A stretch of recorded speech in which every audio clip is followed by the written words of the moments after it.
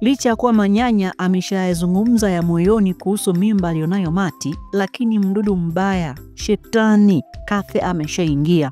Kitendo cha kusikia kwamba Mati ana mimba ya Manyanya, lazima atafanya juu chini, kama sio kumuua Mati, basi ni kuharibu mimba iliyopo ndani. Hivyo huyu anayejiita Manyanya kwa sasa atabaki kuwa baba ambaye hana mwana.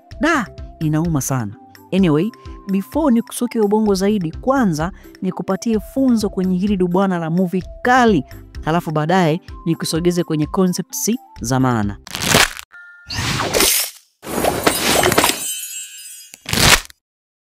Kwenye kipindi cha uchumba na mahusiano, ni kipindi kinachopuuziwa sana katika kujua tabia na mengine mengi ya muhimu kuhusu mahusiano.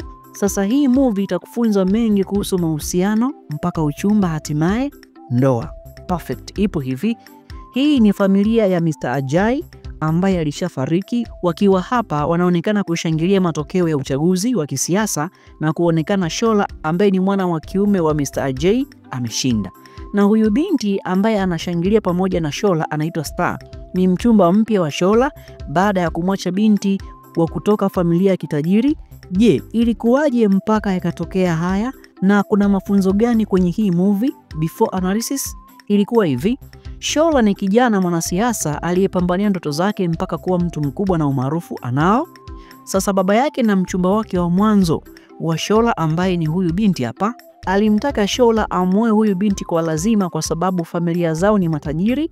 Haitoshi, huyu baba yake na binti ambaye ni Mr. Honorable anajulikana sana kwenye taifa lake, hivyo itakuwa rahisi Shola kupata uongozi kupitia mgongo wa baba wa binti punde akikubali kuweza kumuoa kwa jinsi ambavyo wameafikiana. Sasa Shola hampendi huyu binti, anampenda huyu Star kwa sababu hataki kuendeshwa na baba wa binti tajiri mwenye mvuto wa siasa. Je, Shola na Star walikutana wapi? Hawa bana walikutana kwenye gym ambapo Shola alikuwa anataka mtu wa kumtrain. Sasa alipomkosa rafiki yake na Sheila, huyu Mr. Charubu za Chui akamwambia huyu binti anakufaa. So katika training hisia zao zikaendana. Basi bwana, uchumba ulipokolea wakapeana mipinduko kadhaa na Shola, and mpaka kupeana mipinduko Shola aliomba Star amsaidie kupata watu wa kuendesha kampeni ili aweze kushinda kwenye uchaguzi wa kisiasa. Kweli Star aliwatafuta watu ambao ni marafiki zake wa mtaani, ila mwanzo walikuwa ni mbogo sana. Baadaye baada ya kupinduliana meza wakakubali, ila kwa donge moja nono la pesa. So vijana wakakubaliana na kuelewana, kisha wamsaidie Shola kuweza kumpigia kampeni. Sasa siku moja mahusiano ya Star na Shola yakafumwa na binti wa mwanasiasa Mr. Honorable. Wakafokeana hapo, Shola akawa anamwambia hampendi. Binti wa Mr. Honorable akasema, kwa kuwa unataka kushinda basi nioe mimi, na mimi siwezi kukubali ushindwe. Nitaitumia power ya namna yoyote ile ili kuweza kumconvince baba wala ushinde, kwa sababu mimi na wewe tutakuwa tumesha oana, ila ukitaka ushindwe niache mimi. Sawa? Akaondoka. Bana we, siku moja binti wa Mr. Honorable si akaenda kwa Star anapofanyia kazi, yani gym, akamchamba hapo na kumwambia kwamba Shola kanivisha pete. Star akapata hasira, wakafokeana, lakini baadaye akatulizwa na mwenzake. Sasa mpaka hapo ugomvi kati ya Shola na Star ukazidi kulindima. Star akamfukuza Shola nyumbani. Shola akaomba kumwelewesha, lakini Star akaishia kumtukana tu.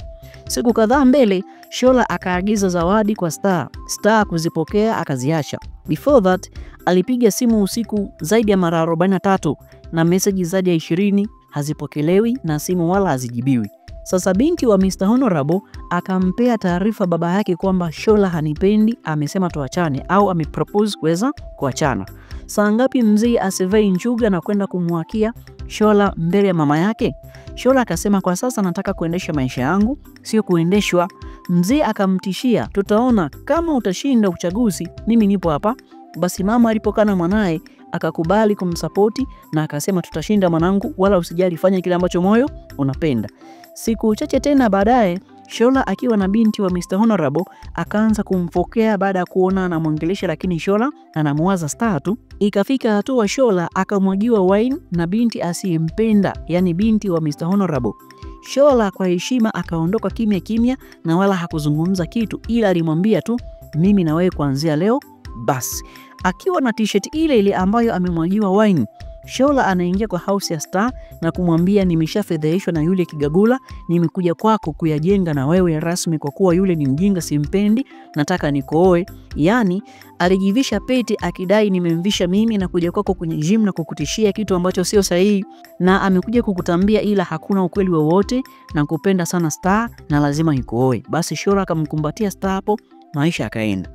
So muda wa kampeni ukafika, Shola yupo na Star pamoja na vijana wa mtaani waliopewa kibunda wampigie kampeni. Kampeni zikapigwa kwa kishindo kizito, yani ni mwendo wa kuchachuka hakuna kupoa. Baada ya kumaliza kampeni ndio tunaona hapa sasa wamekaa ndani wakisubiri kuona kipi kinatangazwa na ni nani atakayekuwa mshindi.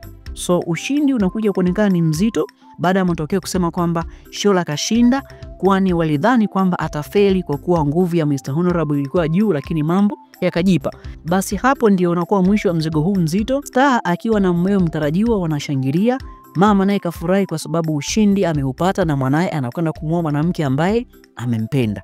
Je, funzo gani lipo kwa huu mzigo? Huu mzigo una mafunzo manne. Moja, mapenzi ya wawili hayawezi ongozwa na usawa wa familia kiuchumi.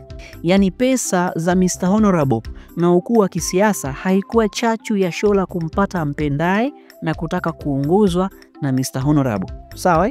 Pili, mkiwa mnapendana lazima muendane na hakuna ndoa za kuchaguliwa mme au mke. Tatu, Star amefanyika kuwa nyota inayong'ara kwa Shola baada ya kulala naye ama kuonana kimwili. Maana yake kuna wasaa lango la mafanikio linatoka kwa mwanamke au mwanaume mkiwa mnaunganisha miili yenu. So kuweni makini, mnaweza kubeba mazuri lakini pia kuna laana ndani yake. 4, siku zote watu wote watakutupa mkono ila mzazi anaweza kusimama na wewe lakini si wazazi wote, na utashinda tu. Kama mama yake na Shola alisimama na Shola baada ya kukataa kumuoa binti asiyempenda, yani binti wa Mr. Honorable. Finally, movie inaitwa Chemistry, yani maana yake kufanana. Shola hana baba, alifariki, na Star kwa upande wake hana baba, alifariki. So wamependana wakiwa na historia moja. Hivyo kuwa makini na unayetaka kumuoa au unayetaka kuolewa naye. After saying so, twende nikusuke ubongo kwa kina kwenye Dunia series.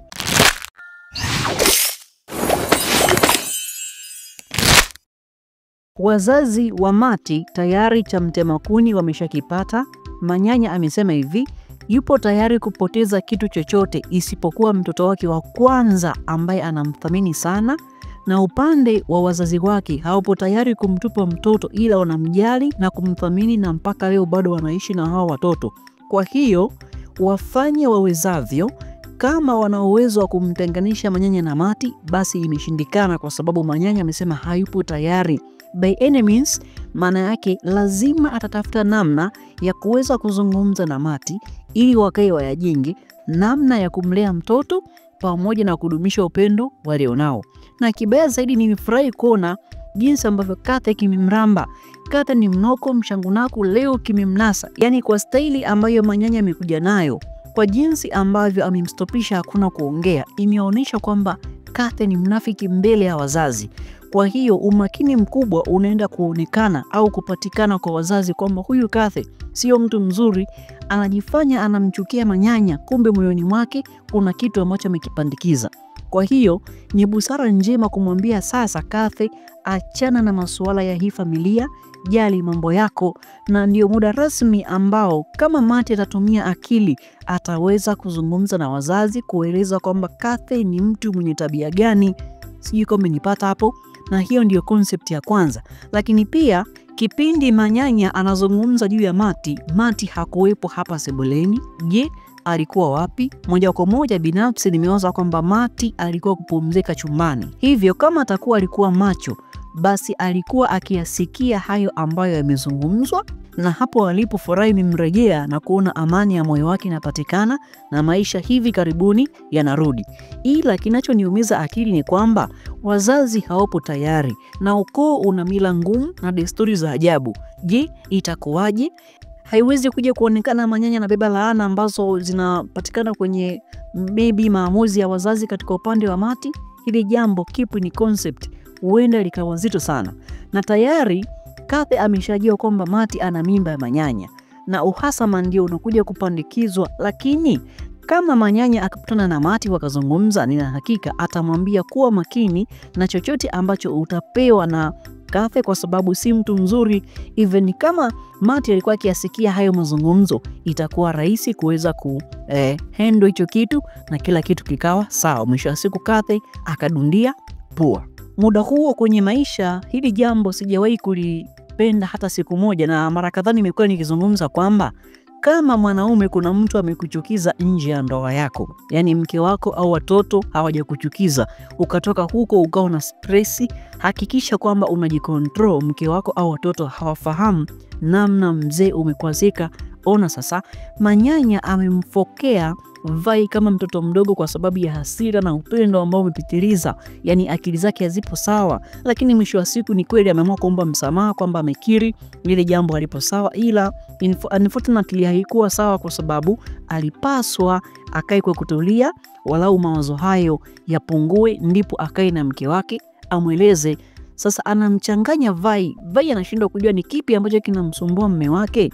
Na hivi karibuni kama Manyanya akapata furaha ya ghafla, manake Vai ataanza kujiuliza, kwani kuna nini huku? Lakini sio mbaya, sijui maamuzi ya Vai ni yapi katika haya, lakini kuna kitu anaweza kujua kwamba mume wangu kwa sasa kuna hali ambayo anaipitia nje ya kazi, kuna kitu kinamsumbua, na hatimaye mambo yakawa sio mazuri kama jinsi ambavyo anamuona.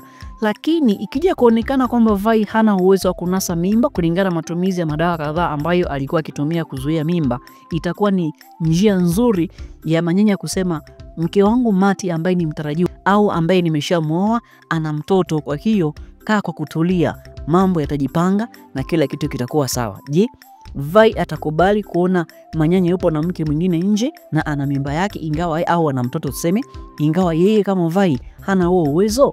Muda huo Mr. Michepuko na mke wake ni parangwano kama kawaida, na wamefika hapa. Hakika mke wa Mr. Michepuko ameishepu vibaya ndoa yake na kumjaza sumu na mke wa watu. Sasa kama ni shemeji, hii huwa haipo sawa, na kitu ambacho nakisubiri kwa sasa ni kuona Mr. Michepuko anachepuka na shemeji, alafu mambo yote ya ndani yanafahamika, na kitu ambacho kinakuja kutokea hapo na mimi kwenye next episodes ni kwamba mke wake, yani mke wa Mr. Michepuko, atakuja kuishepu familia ambayo haina mwenendo mzuri, kwa kuonekana kwamba yeye ndiye sababu ya Mr. Michepuko kumtafuna shemeji.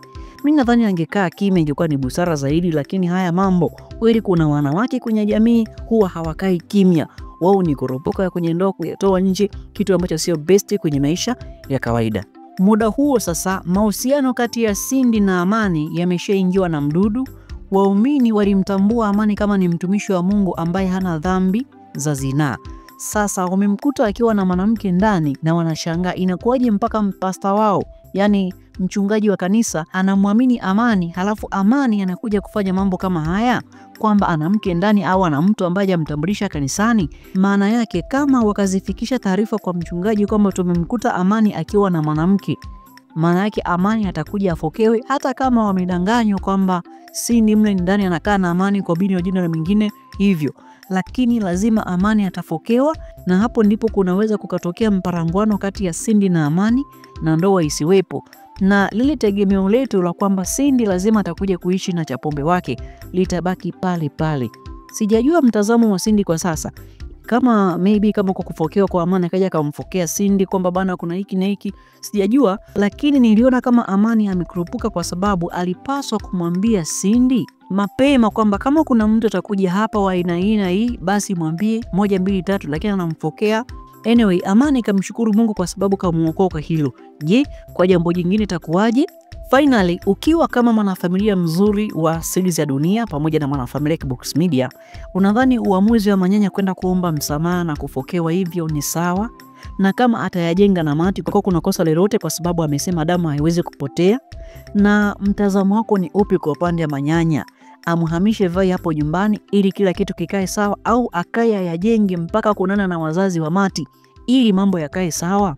Hebu niambie umependa nini kwenye analysis ya leo, lakini pia nijuze kipi kimekufunza na kukuonya kwenye maisha. Itakuwa ni vyema kama drop comment yako ili kila mmoja aweze kufahamu kile ambacho unakizungumza, unamshauri mtu au kile ambacho wewe umekipenda zaidi. Timothy yupo hapa, shusha comment yako. Wana familia Kibox Media wapo hapa, watakupa like na kukujibu kulingana maoni yako. Cha msingi zingatia matumizi sahihi ya lugha fasaha Kiswahili. Ukiandika comments ambayo ina misamiati tata, haisomeki, haieleweki, basi itafutwa mara moja kwa sababu itakiuka maadili kama Kibox Media family. See you until the next time, but you may comment by using English language. Kibox Media family, they will respond if possible. Ciao.